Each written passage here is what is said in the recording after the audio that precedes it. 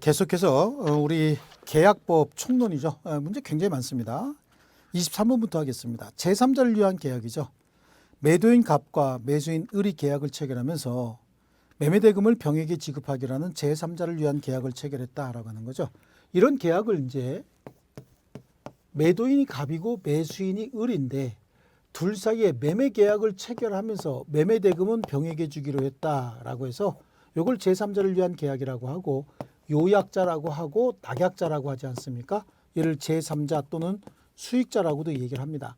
이런 법률관계, 이걸 대가관계라고 하고 이걸 보상관계라고도 하죠. 이 보상관계 가장 중요한 관계로서 기본관계라고도 하고 계약관계라고도 합니다. 이걸 급부관계라고도 하고 이행관계라고도 하죠. 자, 볼게요. 을은 갑의 병에 대한 항변으로 병에게 대항할 수 있다 그러는데 갑의 병에 대한 항변, 이 대가관계에는 흠결이 있어도 전혀 계약 내용과는 전혀 관계가 없는 관계예요. 이거는 갑과 병 사이의 개인적인 관계입니다. 사적인 관계고 계약 관계는 이게 계약 관계고 계약의 내용에 따라 급부하는 관계는 이 관계죠. 이게 상호간에 밀접한 관계인 것이지 이 관계는 갑의 개인적인 관계이기 때문에 대항할 수 없는 겁니다. 그래서 바로 그냥 1번이 답입니다. 병이 수익의 의사표시했으면 대금 줘야 되는데 을이 대금을 지급하지 않으면 갑은 계약을 해지할 수도 있는 것이고요. 병이 수익의 의사표시하게 되면 특별한 사정이 없는 한 을에 대한 대금 지급 청구권을 확정적으로 취득하게 되는 거고요. 을이 상당 기간을 정해서 병에게 수익 여부의 확답을 최고했으나 그 기간 내에 확답을 받지 못하면 병이 수익을 거절한 것으로 본다. 을이 병에게 대금을 지급한 후 계약이 해제되면 그래 을이 병에게 대금을 지급했답니다. 근데 계약이 해제됐어도 병은 계약의 당사자가 아니고 갑이 계약의 당사자니까 청산도 갑하고 을이 해야 됩니다. 병에게 대금 반환 청구할 수 없는 겁니다. 그래서 제3자를 위한 계약의 가장 전형적인 형태로 나온 계약이고요. 쉽게 나오면 이런 정도입니다. 그리고 이 내용들이 계속해서 답으로 들어가는 내용들입니다. 굉장히 중요한 지문들만 구성되어 있다 이렇게 보시면 되겠습니다. 자, 그 다음에 25번으로 가겠습니다. 25번. 제3자를 위한 계약에 관한 설명인데 옳은 겁니다. 제3자는 계약 당시 현존하고 있을 필요도 없고 여기는요. 그냥 처음부터 갑하고 을이 야 제3자에게 주자. 제3자 어디 있는데 제3자 어디 있는지 모르지만 나중에 생길 거야. 그래서 제3자는 계약 당시 현존되어 있거나 특정되어 있을 필요도 없지만 수익을 받을 때만 현존하고 있고 특정되면 되는 것이죠. 그래서 제3자는 계약 당시 현존하고 있을 필요가 없고요. 요약자의 채무 불이행을 이유로 제3자는 요약자와 낙약자 사이의 계약을 해지할 수 있다가 아닙니다. 여기 계약의 당사자는 요약자와 낙약자인 거죠. 그래서 갑과 을이 계약을 성립시킬 수 있는 것이고 갑과 을에 의해서 계약의 효력 여부가 결정이 되는 것이고 계약이 소멸하게 되면 소멸도 갑과 을이 소멸시킬 수 있어요. 해제라든지 취소 같은 거 다 갑과 을만 할 수 있고 그러고 인해서 나중에 청산도 갑과 을 사이에서만 이루어져야 되는 겁니다. 여기에 요약자가 채무를 이행하지 않는다. 그럼 제3자는 요약자와 낙약자의 계약을 제3자가 해지할 수는 없어 개입할 수 없습니다. 또 낙약자는 요약자와 계약이 기한 동시행의 항변권으로 제3자에게 대항할 수 있는 거죠. 만약에 매매대금 안 주면 낙약자는 병에게 대금 줄 필요가 없습니다. 이건 수익의 의사표시를 했든 안 했든 관계없이 이 계약의 성질에 의해서 정해지는 거예요. 계약을 하고 을이 갑에게 줄 돈을 병에게 주자라고 약속, 즉 수령자만 바꿔놓은 것이지 나머지는 계약 내용에 따른 효과가 그대로 발생하게 됩니다. 제3자 수익의 의사표시 후 특별한 사정이 없는 한 계약 당사자 합의로 제3자의 권리를 변경시킬 수 없다. 좋습니다. 이거 맞는 내용이고요. 얘가 수익의 의사표시했으면 제3자 권리가 확정이 됐기 때문에 얘가 권리 확정되고 난 다음엔 갑과 을 사이의 합의로 계약의 내용을 임의로 변경시킬 수는 없습니다. 4번 답이네요. 낙약자가 상당한 기간을 정해서 제3자에게 수익 여부의 확답을 최고했음에도 그 기간 내에 확답을 받지 못하면 수익의 의사표시를 거절한 것으로 봐야 되겠죠. 자, 26번도 제3자를 위한 계약입니다. 그래서 갑이 자신의 X부동산을 을에게 매도하면서 대금 채권을 병에게 귀속시키기로 하고 그러니까 부동산 매매대금 일로 주기로 약속을 했다 그 얘기인 것이죠. 자, 그 후 병은 을에게 수익의 의사표시를 했습니다. 그럼 받을래라고 수익의 의사표시했다는 얘기죠. 이때 이 병이 수익의 의사표시를 했느냐 안 했느냐에 따라서 병의 지위가 많이 달라집니다. 수익의 의사표시를 한 경우와 하지 않은 경우, 반대로 할게요. 하지 않은 경우, 수익의 의사표시하기 전이라고 한번 하겠습니다. 수익의 의사표시하기 전과 수익의 의사표시를 하고 난 다음에요. 수익의 의사표시하기 전에 병은 계약의 내용에 포함되어 있는 거죠. 계약의 내용에 들어가면 되는 거지 반드시 계약 성립 당시에 현존되어 있을 필요도 없고 누군지 특정되어 있을 필요도 없는 겁니다. 수익의 의사표시를 하고 나면은 수익의 의사표시 자체는 제3자를 위한 계약의 성립 요건도 효력 발생 요건도 아닙니다. 자, 수익의 의사표시는 제3자 병의 권리 취득 요건에 불과합니다. 수익의 의사표시에 의해서 제3자는 권리를 취득한 거 요것밖에 없는 거죠. 그 제3자 권리가 확정이 되고 나면 당사자 합의에 의해서 제3자 권리를 마음대로 변경시킬 수 없는 거잖아요. 권리가 확정됐기 때문에 그렇습니다. 자, 좋습니다. 그래서 수익의 의사표시를 했는데 그러면 옳은 건데요. 갑과 을은 특별한 사정이 없는 한 계약을 합의 해제할 수 없죠. 합의 해제하게 되면은 합의로 해제하게 되면 이 권리가 지금 변경되는 거 아닙니까? 을이 대금 지급 의무를 불이행한 경우에 병은 계약을 해지할 수 있다. 병은 계약의 당사자가 아니지 않습니까? 계약 해지할 수 없는 것이고 갑이 을의 채무 불이행을 이유로 계약을 해지했답니다. 갑이 을의 채무 불이행을 이유로 계약을 해지했으면 그로 인한 손해는 병에게 생기는 거죠. 이 경우에 병은 을에게 손해배상을 청구할 수 있다. 이게 맞았네요. 갑이 소유권 이전 등기를 지체하는 경우에 그럼 계약은 했는데 소유권 이전 등기 해줘야 되는데 이거 빨리 안 해준다는 거야. 그럼 대금도 안 줘도 되는 거죠. 쌍무계약이니까. 을은 병에 대한 대금 지급을 거절할 수 있는 것이고 을이 갑의 채무 불이행을 이유로 계약을 해제한 경우에 을은 이미 지급한 대금의 반환을 병에게 청구할 수는 없는 거죠. 계약이 소멸하고 나면 계약상에 청산도 갑하고 을 사이에 이루어져야 됩니다. 병에게 야, 네가 받은 금액 다시 되돌려줘. 이렇게 이야기할 수는 없는 거죠. 그래서 여기는 답이 3번이 되겠습니다. 자, 계속해서 우리 336페이지 28번 문제를 풀어보겠습니다. 28번. 제3자를 위한 계약에 관한 설명으로 틀린 건데요. 수익자는 계약의 해제권이나 해제를 원인으로 한 원상회복 청구권이 없다라고 했는데 그렇죠. 계약이 해제할 수 있는 사람은 요약자와 낙약자가 계약을 해제할 수 있는 거지 제3자는 계약의 당사자가 아닌 거예요. 그래서 계약을 소멸시킬 수 있는 건 요약자와 낙약자고요. 그로 인해서 원상회복 등의 청산도 요약자와 낙약자가 해야 되는 겁니다. 수익의 의사표시를 한 수익자는 낙약자에게 직접 이행을 청구할 수 있다. 그렇죠. 수익의 의사표시를 하게 되면 병의 권리가 취득이 된 거거든요.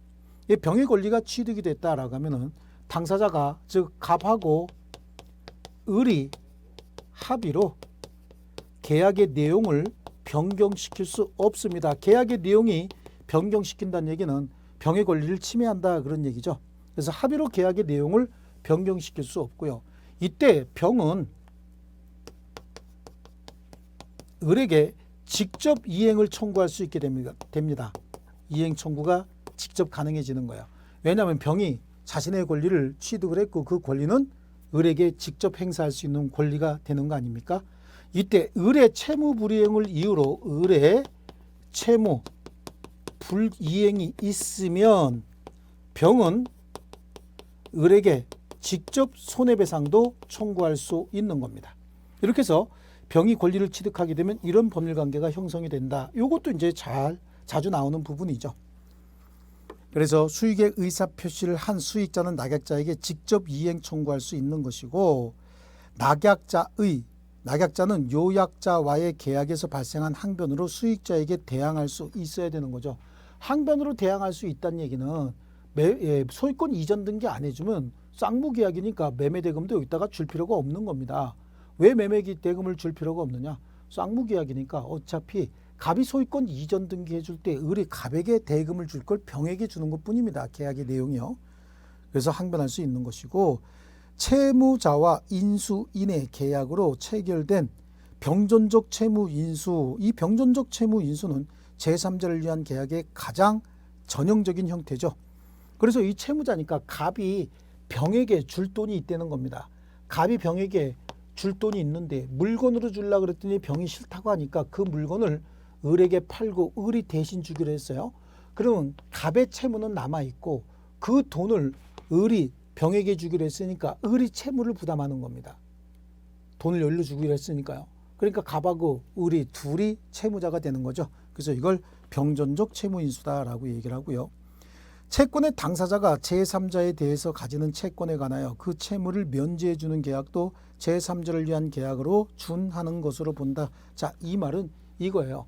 을이 병에게 가지는 채권이 있는데 병이 갑에게 부탁을 하니까 갑이 을에게 내가 대신 물건으로 갚아줄 테니 얘한테 채권 행사하지 마라. 이렇게 얘기할 수도 있다는 얘기죠. 그래서 이것도 제3자를 위한 계약에 준하는 것으로 보겠다라고 하는 거고요. 그래서 답은 3번이 되겠죠. 자, 그 다음에 30번입니다. 갑과 을은 병을 수익자로 하는 제3자를 위한 계약을 체결했다 그래요. 제3자를 위한 계약은 가장 전형적으로 나타나는 거고 이 모습을 가지고 다 풀어낼 수도 있고 이것도 우리 시험에 거의 한 문제 나오는 겁니다. 자, 갑은 대가관계 부존재를 이유로, 대가관계가 이겁니다. 이거는 갑하고 병 사이의 개인적인 관계지 계약 자체와는 관계없는 관계예요. 대가관계 부존재를 이유로 자신이 기본관계에 기하여 을에게 부담하는 채무 이행을 거부할 수는 없습니다. 또 갑과 을 간의 계약이 해제가 됐답니다. 그러면 을은 병에게 급부한 것이 있더라도 병을 상대로 부당이득 반환 청구할 수는 없는 것이고요. 병이 수익의 의사표시한 후 갑이 을의 채무불이행을 이유로 계약을 해제하면 병은 을에게 채무불이행으로 자기가 입은 손해의 배상을 직접 청구할 수 있는 거죠. 채무불이행을 이유로 손해배상은 병이 을에게 직접 청구할 수 있는 겁니다. 또 갑과 을 간의 계약이 갑의 착오로 취소가 됐대요. 갑이 이걸 취소했답니다. 이런 경우에 병은 착오 취소로서 대항할 수 없는 제3자 범위에 속한다라고 하는데 아니에요. 제3자를 위한 계약에 있어서 제3자는 선의의 제3자 보호규정에 의해서 보호되는 제3자가 아니에요. 선의의 제3자 보호규정에 의해서 보호되는 제3자는 둘 사이의 법률관계를 기초로 새로운 이해관계를 맺어야 되는데 얘는 새로운 이해관계 맺은 자가 아니라 처음부터 계약의 내용에 포함되어 있는 자이기 때문에 제3자 보호규정에 의해서 보호되는 그 제3자가 아니에요. 수익의 의사표시를 한 병은 을에게 직접 이행도 청구할 수 있다. 요거죠. 답은 4번이 되겠습니다. 자, 그 다음에 우리 32번으로 가면 이제 여기서부터는 계약의 해제에 관한 내용이죠. 틀린 건데요. 매도인의 책임 있는 사유로 이행 불능이 되면 매수인은 최고 없이 계약을 해제할 수 있다. 이건 이제 즉시 해제 아닙니까? 우리 즉시 해제가 가능한 사유가 몇 가지가 있었죠. 그래서 32번에 즉시 해제. 즉시 해제는요, 최고 없이 해제할 수 있다. 이 즉시 해제의 경우에는 세 가지가 면제가 된다. 뭐뭐가 면제가 되느냐라고 하는데 즉시 해제는요, 일단은 이행기까지 기다릴 필요가 없습니다. 이행기까지 기다릴 필요가 없고요. 최고도 할 필요 없습니다. 그 다음에 쌍무계약의 경우에도 반대급부를 이행 제공할 필요가 없습니다. 그냥 바로 계약을 해제하는 거죠. 이 즉시 해제의 가장 전형적인 형태가 이행불능이 된 거죠. 이행불능. 그리고 우리 수업 시간에 있었던 특정거사를 위해서, 특정거사는 특약을 했다는 거죠. 어떤 일이 있어도 이런 거 없이 바로 그냥 계약을 해제하자라고 특약을 했다든지 정기행위에 이행기가 도래했다라고 하는 거죠. 정기행위에 이행기가 도래했으면 이건 뭐 이행기가 이미 도래했으니까 이행기 따져볼 필요도 없고 그 다음에 최고할 시간도 없는 거죠. 반대급부 같은 거 제공할 필요도 없어요. 정기행위에 이행기가 도래했으면 이때는 채무자가 이행을 해도 채권자가 그로 인해서 이익을 볼 수가 없는 거죠. 이익이 전혀 없는 겁니다. 그 다음에 채무자가 이행 거절의 의사표시를 분명히 하고 있다. 그 다음에 사정 변경을 이유로 계약을 해제하고 있다. 이렇게 나누어지는 겁니다. 예, 요게 이제 즉시 해제 사유였습니다. 그래서 최고 없이 계약을 해제할 수 있고요. 계약이 합의 해제된 경우에 다른 사정이 없으면 채무 불이행으로 인한 손해배상의 문제는 발생하지 않습니다. 합의 해제의 경우에는 손해배상할 건지 원상회복할 건지 이런 것들은 전부 합의 내용으로 정해야지 상대방에게 청구할 수 있는 건 아무것도 없습니다. 매도인이 매매계약을 적법하게 해제하더라도 매수인은 계약 해제의 효과로 발생하는 불이익을 면하기 위해서 착오를 이유로 그 계약을 취소할 수 있고, 그래서 계약금을 떼인다든지 손해배상을 해준다든지 이런 의무를 면할 수 있는 것이죠. 계약 상대방이 여러 명인 경우에 해제권은 행사상의 불가분성과 소멸상의 불가분성을 동시에 갖고 있지 않습니까? 이런 경우에 특별한 사정이 없는 한 그중 한 사람에 대한 계약 해제는 효력이 없어요. 전원에게 해야 됩니다. 물론 동시에 할 필요는 없어도 전원에게 해야 되죠. 전원이 전원에 대하여 행사해야 되는 거고요.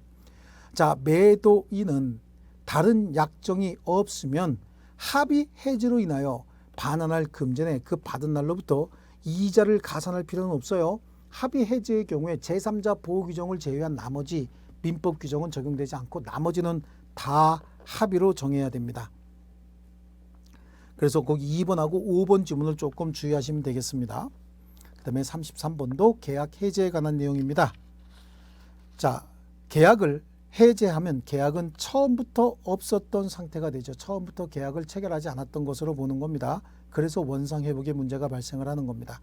계약이 합의 해제된 경우에 당사자 1방이 상대방에게 손해배상하기로 하는 등 특별한 사정이 없으면 합의 해제니까요. 채무 불이행으로 인한 손해배상은 청구할 수가 없는 겁니다. 계약 해제의 효과로 반환할 이익에는 특별한 사정이 없으면 이익 현존 여부, 선악불문하고 받은 이익을 전부 준다. 이걸 뭐라고 할까요? 원상회복이다. 이렇게 얘기합니다. 해제된 계약으로부터 생긴 법률 효과를 기초로 해제 후 말소 등기 전에 양립할 수 없는 새로운 이해관계 맺은 제3자는 선악불문하고 해제에 의해 영향을 받지 않는다. 즉 제3자 권리가 보호된다. 그 다음에 중도금을 지급한 부동산 매수인도 약정 해제 사유가 있으면 계약을 해제할 수 있습니다. 죄송합니다. 목소리가 잠깐 이렇게 잠겼는데요.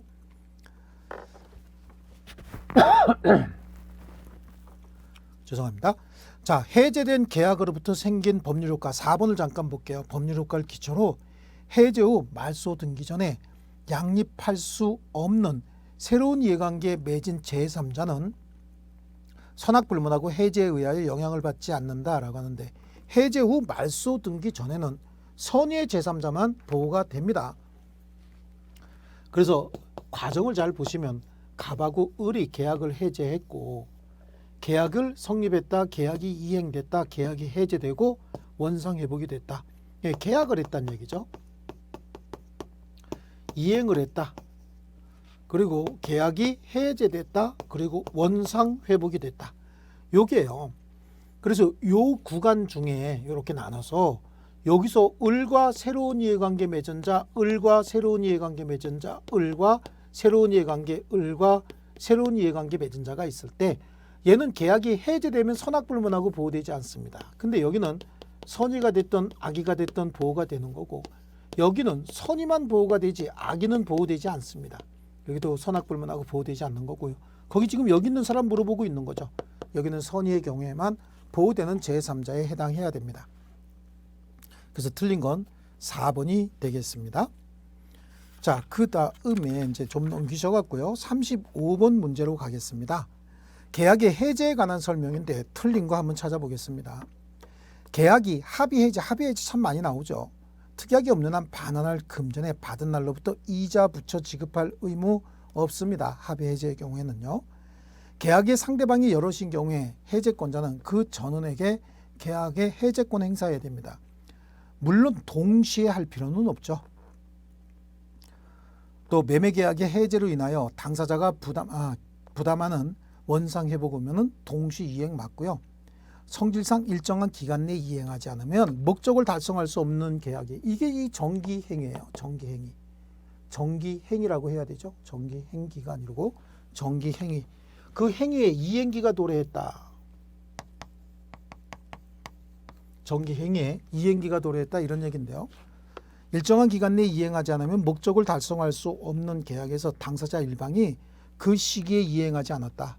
그러면 해제의 의사표시가 없어도 해제의 효과가 발생하는 거 아닙니다. 이때도 최고 없이 해제할 수 있다는 것이지 바로 그냥 계약의 효력이 소멸한다는 뜻은 아니었고요. 매매대금 채권이 양도된 후 매매계약이 해제된 경우에 양수인은 매매대금 채권이 양도됐다고 했지 않습니까? 양수인은 해제로 권리를 침해당하지 않는 제3자가 아니죠. 채권이 양도가 됐어. 여기서 보호되는 제3자에 해당하려면 물건, 즉 등기를 갖추거나 아니면 목적물 인도받아서 점유하고 있는 자래야 되는 겁니다. 단순히 채권만 승계받은 자는 보호되는 제3자에 포함하지 않습니다. 자, 그 다음에요. 38번으로 가시죠. 계약 해제 소급표로 보호될 수 있는 제3자에 해당하는 자는 그랬습니다. 계약 해제 전, 그러니까 요게 해당하는 거죠. 계약상 채권을 양수해서 이를 피보전 권리로 해서 처분금지 가처분을 받은 자, 이에 보호되는 제3자 아니죠. 채권 잡은 자니까요. 계약 해지 전 해제 대상인 계약상의 채권 자체를 압류했다. 또는 해제 대상 매매 계약에서 채무자 명의로 이전 등기된 부동산에 압류 집행을 했다. 그럼 등기를 갖췄다는 얘기죠. 여기는 보호되는 제3자고요. 주택의 임대 권한을 부여받은 매수인으로부터, 여기서 부여받음이 아니고 부여받은입니다. 매수인으로부터 매매 계약이 해제되기 전에 주택을 임차한 후 대항 요건을 갖추지 않은 임차이네요. 대항 요건을 갖추지 않았다는 얘기는 목적물 인도받아서 점유하지 않고 있다 그런 얘기죠. 그리고 주택의 임대 권한을 부여받은 매수인이라는 얘기는 여기서 했다는 얘기죠. 이행을 받은 매수인은 그냥 소유자로서 임대하지만 임대 권한만 부여받았기 때문에 여기에서 거래한 사람이에요. 또 대항 요건도 갖추지 않았다고 하지 않습니까? 보호되지 않습니다. 해제 대상 매매 계약의 매수인으로부터 목적 부동산을 증여받은 후 소유권 이전 등기를 갖추지 않은 수중자. 그렇습니다. 해제 대상 매매 계약의 매수인으로부터 부동산 증여받았답니다. 그리고 소유권 이전 등기를 마치지 않았다라고 하면 대항력을 보호될 수 있는 제3자가 아니죠. 등기까지 갖춰야 됩니다. 인도를 받았다든지요. 자, 그래서 보호되는 제3자는 3번에 있는 자밖에 없고요. 자, 그 다음에요. 39번에 갑소유 X 토지와 Y 소유의 을 소유의 Y주택에 대한 교환 계약에 따라서 각각 소유권 이전 등기가 마쳐진 후 계약이 해제됐대요. 보호되는 제3자 똑같은 내용이죠. 예, 요것도 내용이 똑같습니다. 40번도 내용이 똑같은 내용입니다.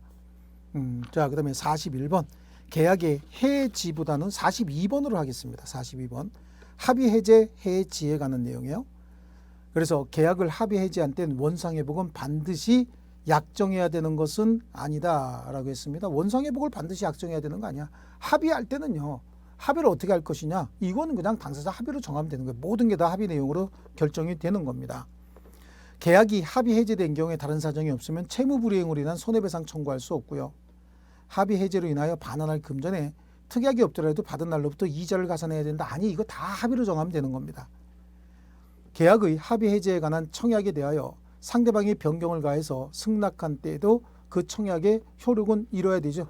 잊어버려야 되죠. 이게 이제 해지에 관한 합의이지 그냥 이거 일반 계약입니다. 일반 계약이기 때문에 계약의 내용이 해제하자 또는 해지하자는 계약인 것이지 일반 계약이기 때문에 계약하고 똑같습니다. 변경을 가해서 승낙했다. 그럼 청약은 효력을 잃어야 되는 거고요. 합의 해제의 경우에도 법정 해제와 같이 제3자의 권리를 해하지 못한다. 합의 해제의 경우에는 제3자 보호 규정만 정확히 적용이 되면 되는 거죠. 자, 이렇게 해서 우리 계약 총론이 끝났고요. 다음 시간에는 매매에 관해서 계속하겠습니다. 자, 여러분 수고하셨습니다.